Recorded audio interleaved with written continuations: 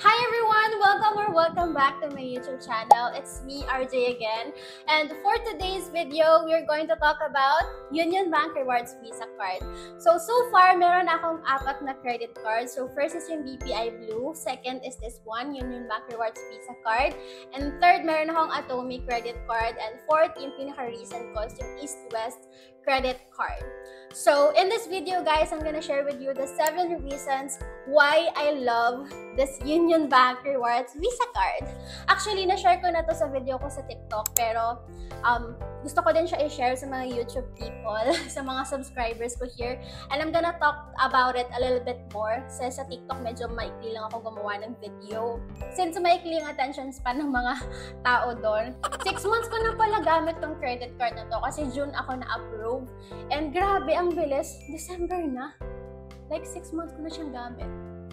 So ayun, makakapagbigay na talaga ako ng detailed like review and explanation or parang madidiscuss ko na talaga yung mga perks nito right now since ilang buwan ko na siyang gamit. And before anything else, guys, kung wala pa kayong ganitong credit card, no annual fee for life yung promo nito, guys. Kaya guys, kung wala pa kayo nito, mag-submit na kayo ng application. May ilalagay na lang ako na link dyan sa description box o kaya naman sa comment section. Click nyo na yon and ma-redirect na kayo sa website ng Union Bank. Make sure na yung link ko yung gamitin nyo para ma-waive yung annual fee nyo kapag nag-spend lang kayo ng minimum of 20,000 pesos in the first 60 days since approval date. Tapos guys, right now, meron din silang additional promo. So on top of no annual fee for life promo, meron din silang binibigay ng mga free like points. I think worth 5,000 pesos ata yung points na yon. So grab the opportunity na, guys. Especially kapag meron na kayong existing credit card, sobrang dali na lang ma-approve. Anyway, sobrang dami kong chika, guys. Let's get started. One more thing, guys, kung gusto niyo pa mag-backtrack ng mga videos ko about Union Bank Rewards Visa Card, ilalagay ko na lang yung link dyan sa upper right corner ng screen and sa last parting video na to. So, dun sa video na yun, pinakita ko yung kung gaano katagal yung approval process and kung gaano ko siya kabilis na receive yung physical card. So, without further ado, let's get started. Okay, so for the first reason, guys, ang generous magbigay ng credit limit ng Union Bank. So, yung credit limit ko sa BPI ko, guys, nung nag-start ako, 16,000 pesos lang kasi syempre beginner pa lang ako sa credit card noon. And nagulat nga ako na-approve. Siguro na-approve yun because meron akong savings sa BPI. Pero ayun, ang baba ng credit limit. Tapos, nag-increase naman siya every 6 months, pero ang baba pa rin. Parang 3,000, 5,000 lang ini-increase kahit good payer naman ako. But ayun, sa credit limit ko sa Union Bank, binigyan nila ako ng 50,000 pesos. So I'm so happy kasi nakakapag-purchase ako ng mga medyo pricey na appliances with this. Kasi guys, sa BPI ko, very limited lang talaga. So nung nakita ko yung credit limit ko sa Union Bank, like, umilaw yung mata ko. Talagang lumaki yung mata ko. Sabi ko, oh my God, ang taas. Makakabili na ako ng mga appliances na gusto ko gamit yung credit card. Since ayun, yun yung hirap ko dati. Kasi nung nakaraan, gusto ko sanang ikaskas yung yung aircon ko. Pero since yun, nasa 26,000, hindi abot 16,000 ang credit limit ko sa BPI. 16,000 nato or 18,000. So ayun, kinash ko na lang. But ayun, sayang kasi yung points, diba? So, ayan, mataas yung credit limit na binibigay nila. Second one, guys, yung mga transactions sa Union Bank credit card nyo, nag-a-appear siya right away sa app. Real time siya nagpo-post. Yung sa BPI ko kasi, guys, hindi siya agad lumalabas. Parang after pa ng 2 to 3 days bago mo siya makikita sa statement mo or like sa history ng mga credit card usage mo. Pero sa Union Bank, once na sinwipe mo na, mag-a-appear na agad siya real time. So, yun yung gusto ko. Medyo kasi nalilito ako minsan. Ang ginagawa ko kasi para ma-track ko yung expenses ko sa credit card, kinikip ko yung mga resibo. Like, alam niyo yun, yung kapag magkakaskas kayo, tapos meron silang maliit na receipt na binibigay. Kinikip ko yun. Tapos minsan, nawawala ako sila. So, nasa-stress ako, magkano ba yun? Gusto ko exact amount yung nalalagay ko. Para pag nag-backtrack ako, pag nakuha ko na yung statement of account, madali ko siyang mahanap. Para alam ko kung ano yung mga binabayaran ko. Baka kasi may mga nilagay sila doon na hindi pala ako yung nagkaskas, very detailed yung transaction, tapos nag-a-appear siya real time. So, pag uwi ko galing SM, check ko na lang doon sa app na, ay, ito sa, nag-swipe ako sa SM Appliances ng ganitong bagay, ganyan, tapos nakalagay din yung price. So, madaling mag-track ng mga expenses with this. Third one, ito yung isa sa mga pinaka-favorite ko na feature sa Union Bank. Kapag binayaran nyo yung balance nyo guys, then re-replenish agad yung credit limit nyo. Like for example, ang bill nyo is 20,000 pesos. Pag binayaran nyo siya, babalik agad din 20,000 ng credit limit doon sa credit limit nyo. So, pwede na agad siya magamit. Sa BPI ko kasi guys, ito kino-compare ko lang sa BPI kasi ayun pa lang yung mga credit cards na meron ako so far. And ayun yung struggle ko before nung BPI credit card pa lang yung gamit ko. Sa BPI kasi, hindi siya agad nag-replenish, kinabukasan pa. So, hinagahantay pa ako kinabukasan para magamit yung credit limit ko. So, ayun. sobrang nasa-stress ako noon dati about that. Pero, nagulat ako nung nagka-Union Bank credit card ako. Ay, real-time pala na re-replenish yung credit limit with this. Pang-apat, guys, yung about sa rewards and points. So, diba, this one is Union Bank Rewards Visa Card. So, basically, every time na nagsaswipe ka or ginagamit mo yung credit card mo for payment, meron ka mga points na na-earn. Kasi yung points na na-earn mo, pwede mo i-convert sa rewards. Ang maganda dito, guys, yung mga rewards na available sa Union Bank, nandoon na siya sa mismong app. Ang dali niya i-access. Tapos, ang dami nilang vouchers na pwede nyo pagpilian, ang daming rewards. And meron silang mabababa lang, merong matataas. So ako, madali akong makaklaim ng rewards. Ang mga kiniklaim ko guys, usually is yung mga Food Panda vouchers. Kasi mahilig ako mag-order ng foods online. So ayun, nakakuha ako ng 100 peso voucher, ganyan. Tapos magagamit nyo na siya agad pagka-claim nyo.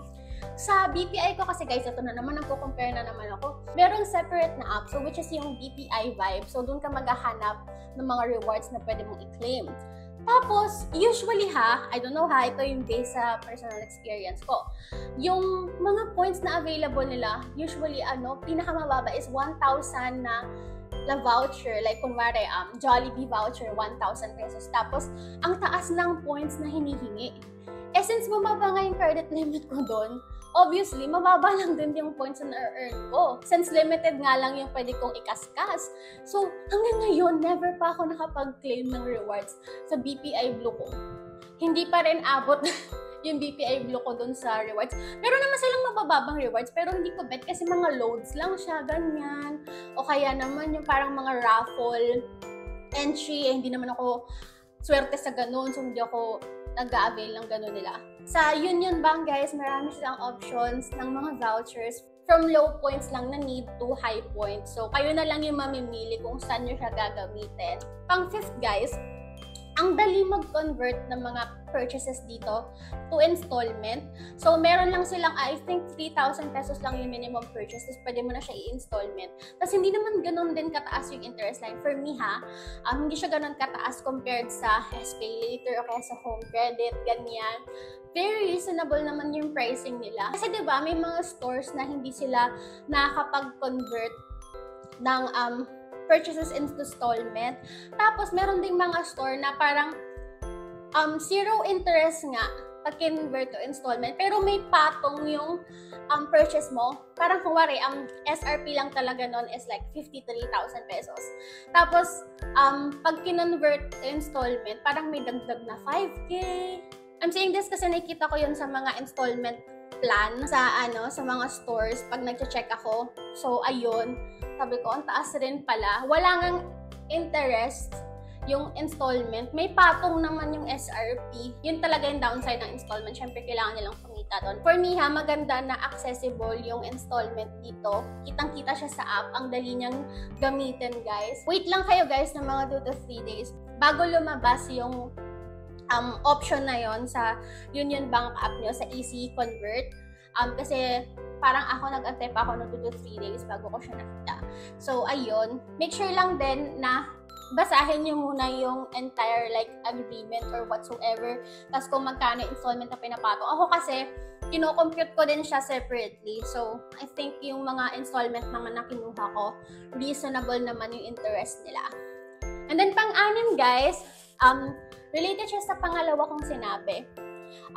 Detailed yung statement of account niya. Kapag nakuha mo na yung parang pinaka-resibo mo or kung magkano yung kailangan mong bayaran for that month, for that statement date, sobrang detail niya, nakalagay doon like TikTok shop, o kaya naman Jollibee, tas may lugar, ganyan. Basta sobrang detailed niya, guys. And ang cute din ng SOA niya kasi may colors.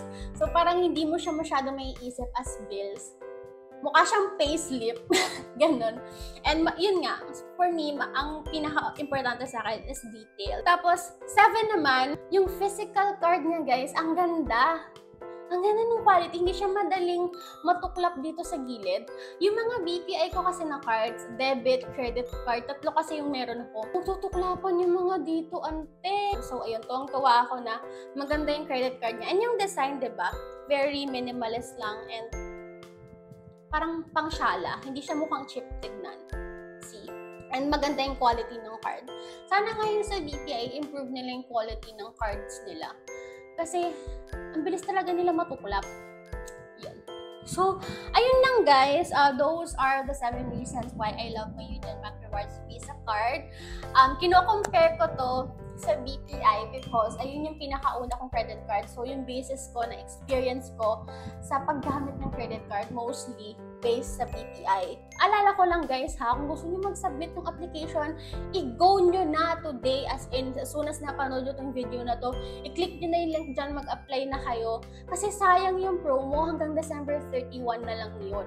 And guys, kahit magtanong-tanong kayo, mahirap makakuha ng no annual fee na credit card. Usually guys, kailangan mo pang tumawag sa bangko para mapa-waive yung annual fee, tapos bibigyan ka nila ng instruction kung paano mo gagawin yun.